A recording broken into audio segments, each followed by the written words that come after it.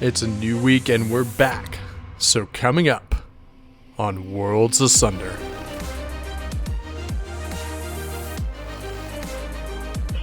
How do I tell people that this is global? This isn't just happening to this little subsection of people I'm talking about. So I started doing little news stories and little social media comments and little articles at the beginning of every chapter, which was awesome because I could talk about what's going on in Korea, what the UK is doing, what's happening in China. We've read about far-off lands and adventures of heroes, but how do we elicit those feelings of excitement, tension, and wonder in others? Creating new worlds in any genre might seem like a daunting task, but you don't have to reinvent the wheel for every story. Welcome, weary writers, to the Book Career Network of podcasts.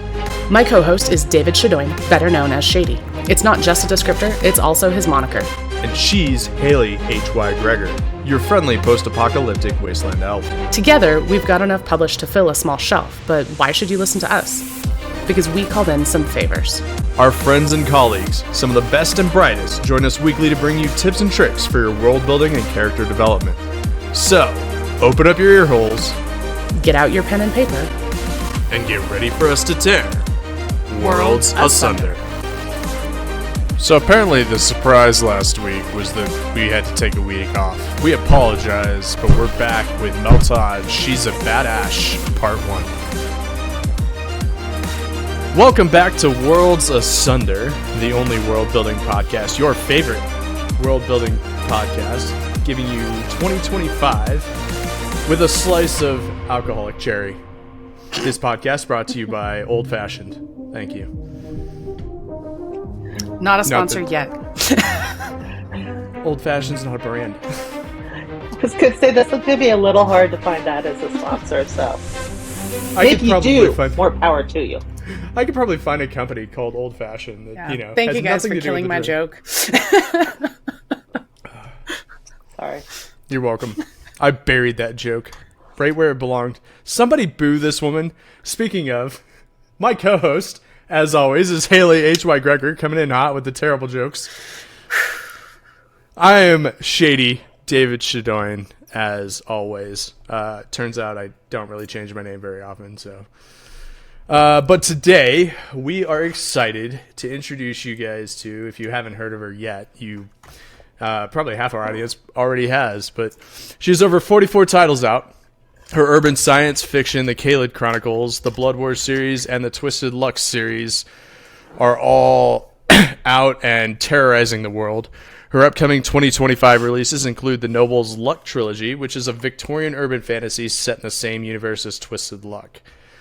She is the owner of Badass Publishing. She is working to create a place for excellent stories and great authors. With over 1 million words published, she is aiming for another 1 million in the next 2 years. Badass Publishing specializes in stories that will grab you and make you hunger for more. Currently residing in Georgia with 3 cats who tolerate her. She writes her own version of urban science fiction and fantasy. If you're looking for science, aliens, invasions, explosions, and maybe a touch of magic in some series, you've found your author. Ladies and gentlemen, we'd like to introduce you to Mel Todd, one of our favorite people. Welcome to the show, Mel Todd. I feel like I should have a dress so I can curtsy at that introduction, but that would involve A, me wearing a dress, and B, me then falling on my butt, because I'm pretty sure I could not curtsy with any level of grace. I've seen you wear a dress before, though. Oh, see, I have not. I was just going to say, I haven't seen you wear a dress yet. I bet you'd look fantastic. I think at thank you, DragonCon. but no. I think I have a picture of you wearing a dress at DragonCon. Maybe, yeah. Probably. Yeah, because I was wearing a dress to the Speakeasy. Not last year, but the year before. Yeah, okay. I think I've seen that picture now that I think about it. Burn it now, please. That's not possible anymore. Thank you. I'm fine the entire time talking to you. We start talking and recording it, and of course my nose decides to go, oh, I don't like you anymore. Yeah, it happens. Normal. I get sometimes I'll get partway through the intro. So one of the things that, and I don't think I told you this ahead of time, but one of the things I do is I make up the intros, not for you, but our intro into the podcast every week. So Haley has no idea what I'm going to say. I don't know what I'm going to say until I start talking. And I'll get halfway through that intro sometimes and just pause. And that's me like, I don't know where to go with this. It's like, wait, I was supposed to say something else. I have no idea what it should be. I was supposed to say something clever here. No, so getting back on topic, as much as we love talking to you about all the random bullshit, when you begin world building a totally new project, you have, it's in your bio that you kind of do your own version of urban science fiction and fantasy. Where do you start on something like that? What sparks the idea to kind of go off the trail a little bit? It actually tends to vary a little bit. Sometimes it's a character. For at least the Twisted Lex series, I had always had a character who just had weird things happen to her all the time. And so I sit there and I start pulling on the strings. Well, why is the weird stuff happening? What is the weird stuff? How does it happen? How does she affect it? And I keep pulling on these strings and try to come up with justifications for why is this all happening? A good example of it is the Kaylid Chronicles. Don't get me wrong, I love shifters, I love werewolves, but there was a spot for about 5 years where every single shifter book was they hide in the darkness searching for their fated mate. And I was just over it. Half of them were really done poorly. Another quarter were simply erotica with fur on it. And then there was a quarter that was really good, but I was still just tired of it. So I went, how can I do shifters without using magic? Okay, so you start pulling on these strings, and I wanted it to be a mutation change, but that wouldn't work. And so I kept pulling and tweaking the idea. And I actually even completely wrote the first novel, 100,000 words, finished the novel and went, this won't work, and threw it completely away and restarted from scratch. And I finally ended up with nanobots because that was the only thing I could come up with that was a feasible way to do cellular change and have you change shape. Well, okay, we don't have nanobots. Where did the nanobots come from? Well, it has to be higher technology than what we have, which means aliens. Okay, why would it? And it's just, you keep going further and further until you come up where you at least have the majority of your questions answered. There are still some things in my world building where if you got really detailed and asked me, I'd just look at you and say, I don't have the slightest idea. It just works. Because I'm not a geneticist. I'm not a magic user. And sometimes you just have to go because that's what I said it does. It's the Jedi hand wave. Yes, it's called Handwavium. Handwavium happens here. Hey, there's nothing wrong with Handwavium, right? So long as you don't go too off trail, people, for the most part, will forgive you for that. Well, I try to make sure that I at least set up a reasonable doubt and a valid reason to give them the suspension of disbelief. So if I just had somebody change and I never gave you any reason why, it starts to fall apart. Because you as the reader are going, okay, well, why did this happen? How did this happen? Etc. So I have to provide you a reason to keep believing the story that I'm telling you. And that's where if your world building doesn't work, everything starts to fall apart because I'm not giving it enough of a foundation. But it's also one of the things I have a lot of fun with. One of the things I did in Kaylid Chronicles and in Twisted Luck, which fingers crossed I'd never ever do again because, oh my gosh. I was like, okay, here's this really cute idea. I want to really make this an immersive world.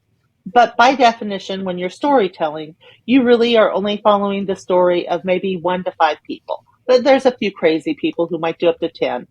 But you're talking about a world that can have anywhere from 1 million to 7 or 8 billion or more in our situation. How do I tell people that this is global? This isn't just happening to this little subsection of people I'm talking about. So I started doing little news stories and little social media comments and little articles at the beginning of every chapter, which was awesome because I could talk about what's going on in Korea, what the UK is doing, what's happening in China, what Australia is dealing with. And so I would always remind the reader that this isn't just happening to this person and the people she knows. It's happening to everybody. I did the same thing with Twisted Luck in that I wanted them to understand that this wasn't new. This was something that was very static, but I don't want to do an info dump. I don't want to go, well, as you know, Bob, and have 3 chapters of me explaining how magic works, because so instead I did these little comments at the top, like a research paper of, hey, we discovered this, or the only known example of this is, or this law relates to. And so they were rarely, I think most of them were under 250 words. Some of them were probably under 100. But it helped flesh out the world as I went. Now, it's this super, super cute, awesome idea for one book. By book 6, I was struggling to come up with things to put at the top of each chapter. By book 8, I was asking beta readers, ask me questions, because I've run out of things to tell you. After 8 books in a series with the same characters in the same world, I don't know what you don't know anymore. So but it also made this a much richer and more involved world because you weren't only ever seeing things just through that character's eyes. Now, when it comes to how you build the world, POV has a huge thing to do with it. So Twisted Luck was in first person. So you're never going to see anything outside of how Corey Monroe views the world, which was both really good and really bad because she is going to see, let's say a dog barking and running across the street. She is always going to see, somebody must have called the dog. He wandered away and he's running back to his master. Well, somebody else might see a dog going to charge to attack somebody. Somebody else might see a dog chasing a cat. She viewed the world in a very positive, uplifted way. But that narrows your view of the world because the world isn't always the way one person views it. We won't talk about the reality distortion principle because I'm working really hard on that one. But in third person, it's usually a little bit easier to give a more neutral view of the world, but you still have that filter in there because you're still only going to talk about things that the character notices. So a great example is if you're deaf, I'm never going to mention what sound is because I don't hear it. I might talk about vibrations. I'm going to talk about scents. I'm going to talk about how things feel against my tongue, but I'm never going to tell you what somebody's voice sounds like. But if I'm a musician, that's all I'm going to talk about. Oh, they're singing in an F. Oh, doesn't that sound like the sonata from X? Because that is your life. And that's one of the great things you can incorporate in world building is you turn your passions into part of the world. And if you're really good, I am still working on this, you turn the characters' passions into how they view the world because that presents their worldview to the reader. Again, this is always a work in progress. I don't know any author ever who's ever said that, hey, I know everything how to write. I can't get any better than this. Well, and that's why we here at Worlds Asunder invite all of the authors. So that way you can get all of the perspectives and figure out what works best for you. All right, I think that was enough of this shameless plug. Anyway, no, but it is an interesting thing, right? Like, funny enough, prior to this, we were talking about the episode we did with the Hollows, and one of the things I talked about was, or one of the things we discussed was whether or not POV was kind of a trope. And it depended on the genres we were getting into. And then you just kind of came in and you're like, well, it may not be the trope per se, but it will drive something that you have to do with your books.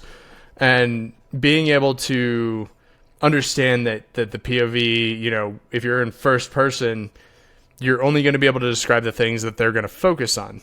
And some people that's not always sight. Some people that's going to be smell or taste. But then I was thinking about the kind of the third person close where it's like, there's always that fun little thing you can do right at the end where it's like, but they didn't notice this thing happening just behind them. See, but is that head hopping? It depends. If you have an omniscient narrator, no, because the characters are not telling the story. The person up there playing God is telling the story. And so they get to have fun with that. And that's where you can do a lot more stuff like Chekhov's gun, where the omniscient narrator mentions something that's going to be important. So the reader knows about it. The reader's like, oh my gosh, how can you have not seen that? But the characters have no clue. Is POV a trope? I don't think so. I think POV is a societal change. So if I look back at stories that were done in the 30s and 40s and 50s, almost bar none, they were either distant third person or omniscient. First person really wasn't a thing.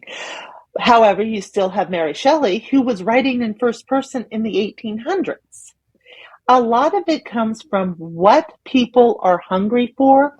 So when you're in the 30s and 40s, you have people who are just out of a war. They're just out of a massive depression. They want to experience a world that they haven't seen. So you're going to do this far distant view so you can show them everything. You can show them the jungles, the cities, the sights, the sounds, all this stuff that they never can get. You move into today's society. We are a very disconnected society. And that's not me talking hot air. That's that they are literally doing studies on this, that we are very disconnected. And it is getting harder and harder for people to have normal levels of empathy because we are so disconnected. So I think that's part of the reason first person is so popular right now, is it gives you a chance to connect with somebody who doesn't see the world the way you do. And it's one of the few ways, especially given how much of our lives we live online, that you actually get to walk a mile in somebody else's shoes. Now, it also doesn't work really well with certain genres, but especially for the urban fantasy, the science fiction, and the just straight fantasy, it actually works really well because you get to experience how somebody else views the world with viewpoints you don't have. Now, murder mysteries don't always work that well with it. You usually want that third person because you want to be able to tell them all the reader needs to know all the things the main person isn't seeing. Now, thrillers, they can go either way. You can have a first person thriller where it really becomes more of a Blair Witch Project, where your heart is racing and everything else because the only thing you can see is through that person's eyes. Or you can do it where you're getting to see a lot of the other stuff so you understand consequences. And that's one of the things you miss a lot is you don't get consequences all the time as first person. I can talk a lot, sorry. Oh, That's good. Why you're here. That's why we brought you on. Mel, we want to listen to you. The listeners want to hear your opinions. That's why we brought you here. But no, hard. It's funny you brought mystery thrillers in because and I'm going to go on a tangent here, and this is now screenwriting and converting books. But the Agatha Christie movies, right? The ones based on her novels, the new Kenneth Branagh's Hercule Poirot. They do those in what is essentially a movie version of first person or very close. Because they have done movies that are actually literally first person. But you only see what he sees. And then you don't get to see some of the rest of it. And he's got to kind of, you have to kind of add up the clues in that. And I've always thought that was kind of an interesting point that you brought up, that in normal thrillers and mysteries, you kind of keep it third person, not too distant, but distant enough that you can see other machinations going on, so that way you can try and solve it before the main character does.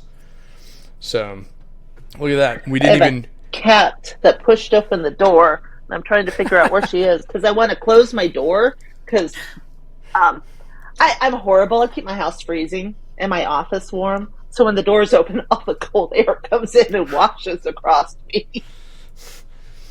Mel Todd, the cat lady. Look, I got to bring the joke back. Well, and our intro was wrong. Her bio said 3 cats, and she now has 4. Oh, that's right. Yeah, I thought about that as I was saying it, but I was like, I'm not going to correct it until it comes up, and here it is. So it comes up again. I seem to be somebody who's often on the wrong or right end, depends on your view of the cat distribution system. The cats show up, and I am just apparently emotionally incapable of taking them to the pound, so I end up with new cats. That's how it goes. You know what? Even when they're expensive, they're still cheaper than kids, so. That Can is a true attest. statement. Yeah. Yeah. But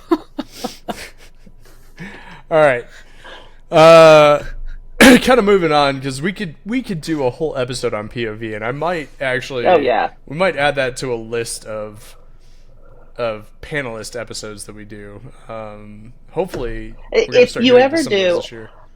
I will say grab Mona Lisa in for the POV, because she is so regimented and accurate about how she keeps the POV that it kind of amazes me. And I try to be good, but I'm much sloppier than she is. She is absolutely nailed down good on it. And she just is. It is one of her by far strongest technical aspects, and I just admire the heck out of it. But again, I'm apparently lazier than she is.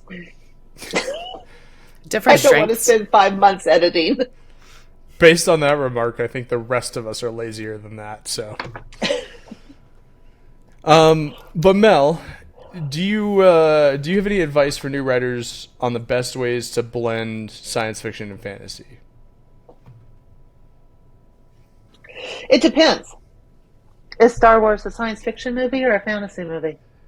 It's fantasy. Fight. Fantasy. Honestly, there isn't a difference. It's one of my complaints, and it's one of the things that I dislike the most when writers introduce ourselves, is we always introduce ourselves by genre. And my point of view, either you're write nonfiction or you write stories of wonder. And that's really the only difference, is I'm writing about facts, or I'm writing about things that are coming out of my head that are not necessarily always true. There's truth in them, but they're not true. So one of the things that I tell a lot of new writers is genre is marketing. It has nothing to do with your book, except that you need to understand when you finish your book that if you aren't hitting the right tropes, you can't get it marketed as science fiction. So if I write a sci-fi novel about a kid on a planet who wants to go to space, and all he does is wander around the jungle and magically move things with his mind, it's a fantasy. And it's a fantasy because it doesn't have any of the things that a sci-fi reader is looking for. There's no spaceships, there's no technology, there's no outer space, there's no incredible machines that can do things, there's no mechs, there's no anything. Even if really, you might be able to get it with he's crashed his ship onto the planet. But if he never uses any tech except for his magic, it's a fantasy because the tropes are missing. Now, vice versa, most people who aren't authors and don't want to have the argument are going to say Star Wars is a science fiction because it has ships, cool technology, and outer space. The problem is all of the stuff they do, even Handwavium breaks down really hard with how they do it. That's why we get into the whole, it's a fantasy. And it also follows the fantasy storyline. The Chosen One comes out, does the whole hero cycle, and that typically tends to be seen in fantasy. Now, it can be done in science fiction. I've seen it done well in science fiction, but most of the time you see that hero's journey as a fantasy thing. So for a new author who is writing maybe their first 1 or 2 books, unless you have self-esteem of adamantine, and I mean, you can take anything, try to write something that fits the generic tropes the first time or 2.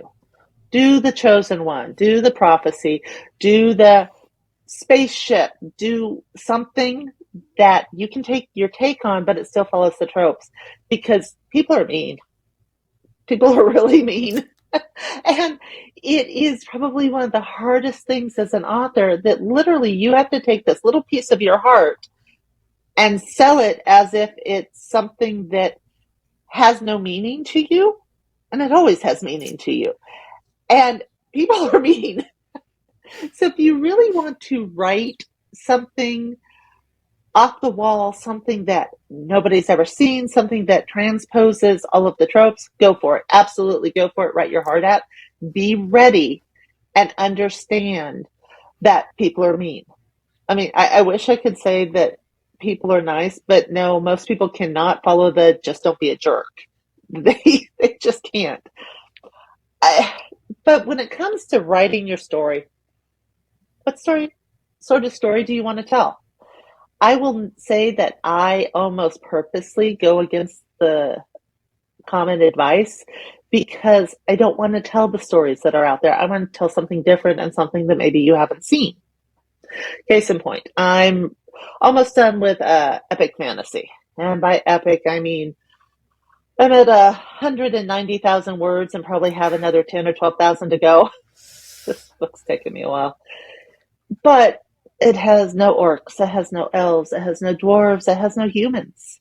It ended up being a world where you had gods and magic, but each of the gods took their chosen people and mutated them and went, oh, well, I want to tweak you like this. I want to tweak you like that. I want to do this. And the gods are actually there, present in their lives. Some of them live in the palaces. Some of them live, just pop in and out whenever they want. It's got all of the hallmarks of epic fantasy. There's a journey, there's a quest, there is a bad guy to defeat, there are good people striving, there are bad people striving. And I don't remember reading, this does not mean it's not out there, it just means I don't remember reading any epic fantasy that doesn't involve humans in some way, shape, or form, or, the Tolkien sort stuff. And I'm really wondering if I shot myself in the foot. I mean, to some degree, you have to take risk, right? Yes. It's funny that you were like, yeah, as a newbie author, you should definitely stick to the tropes. And the first thing I did, the very first thing I published was fuck the tropes. Yep. And it's... But again, go ahead. You would have gotten the comments and, hey, this doesn't, and everything else. If you can handle it, oh my gosh, go for it. But it's really hard on your ego and self-esteem. Well, and there's the whole very stereotypical, learn the rules before you break them, because then you understand why there are rules. But I don't think for everyone that you have to learn those rules by writing. I think that if you have consumed enough story, you have learned the rules. Yes, and I think there were a lot of exceptions to that theory. But that's one interpretation. I'm absolutely not saying, oh my gosh, you have to write 50 books that follow all the tropes. No, don't do that. I'm saying that if you want to self-publish and get your stuff out there, or even more if you want to traditionally publish, make sure that for how you are marketing the book that you want to sell, that you are hitting at least some of those tropes that people are expecting. I'll give you an example. God, this is dating myself, but Danielle Steele is and was a huge romance author. She died not that long ago, maybe a few years. I mean, the woman wrote a lot of books. I'm like, I think the number is somewhere over 200 or 300 books. And I'd read a number of them as a teenager, young adult, etc. I picked up one of her books, and I want to say it was Palomino. Note, she is a romance author. Okay? This is a romance novel. At the end of the book, the male main character is in a wheelchair, crippled for life, and the female character walks away and leaves him. And that was the end of the book. And I literally sat there and went, what the? Because I didn't get my happy ending, which was literally the definition of why I am reading a romance, is I want that happy ending. I never trusted her, and I have never read another Danielle Steele after that because she broke the cardinal rule for the genre that I was reading. They didn't end up together, and there wasn't a sequel, because trust me, I was thinking, okay, maybe it's a 2-part and they reconnect. There wasn't. you do that and you lose readers. And that is probably the only, I don't want to say cardinal sin, because there are some people I don't want reading my stuff. I don't care if I lose them. But if you lose the reader that you are trying to get, you have shot yourself in the foot. When we talked to the Hollows, one of the questions we asked them was how important tropes are. And immediately both of them were like, how much money do you want to make? And it was the same thing. It was reader expectations. If you're writing a certain genre, you can kill yourself. You can shoot yourself in the foot if you violate these certain basic expectations from readers. So there's a good re-emphasis of the point there. Yeah, I mean, it is. And trust me, I actually, Danielle Steele's an author I've never met. I know pretty much nothing about her. I'm not a huge author stalker. It's usually too much effort. But she broke my trust in her. So it meant that I quit reading her. Now, you want another person who I will read almost anything she's wrote? Jude Devereaux. Oh my God, that woman can rock a story. But she also never betrayed my faith in her.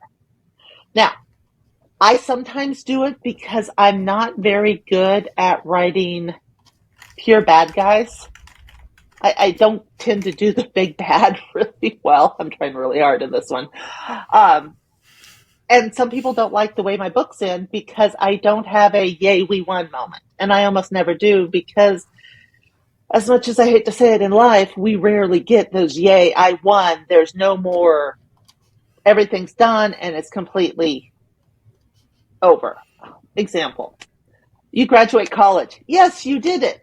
Now you have to figure out how to pay off your college loans. You have to get a job. You have to figure out where you're going to do, because your parents have already changed your bedroom into their spare den. There isn't ever this ever happy, all of my problems are taken care of. And I'm always pointing out that, yes, you solved this one problem, and now all these other ones have just been created. Welcome to my arch nemesis, the consequences of my own actions. That one. Yeah. And sometimes the consequences of winning means your life just got a lot harder. Right. And that's the thing. And it's funny because when Casey is on, I did Companion to Ghost, we kind of did something similar where it was like, yeah, we're having this kind of drinks at the end celebration-ish moment, but there's something worse out there. And they know there's something worse out there. And so it kind of it sours the mood just enough that you're like, oh, yeah, life's not over. It continues. But and I'm with you on that. But at the same time, I've definitely read plenty of books that were like, oh yeah, happy ending. Yay, everything's over. Everything's perfect now. Everything is awesome. Everything is cool when you're part of a team. I'm probably going to get censored for that, but that's all right. Okay, I have a friend who's constantly saying that to me, and I'm like, you do realize I have never watched the Lego Movie, and the more you say this to me, the less I want to watch the Lego Movie. That is the reason to watch it, Mel. You of all people should go see the Lego Movie. I did see Lego Batman. That was kind of cute. We took those Jessica's son and took him to see Lego Batman. That was adorable. Nice. Yeah, no, if you don't see it by the next time we get together, we're gonna sit down and we're gonna watch the Lego Movie. Oh no! Yeah, such a phenomenal. Actually, film. I'm not particularly scared by that threat, because the next time we see each other is gonna be Dragon Con. We have a hard enough time finding time to say hi, much less watch a movie. That's fair. Point That's to fair. Mel.